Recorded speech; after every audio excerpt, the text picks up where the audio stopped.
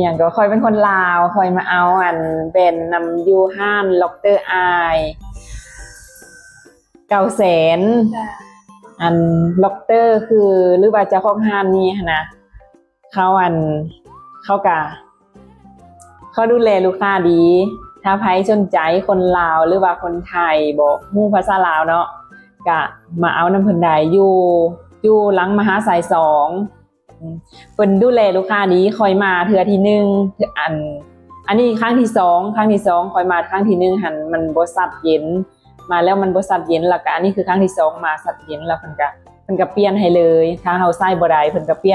ยนเด่นให้ใหม่ประมาณนี้เพิ่นดูแลลูกค้าดีเด้อถ้าใครอยากได้ก็สนใจก็มาเลยอยู่ห้านล็อกเตอร์อาย900,000ขอบคุณค่ะที่ดูแลหนู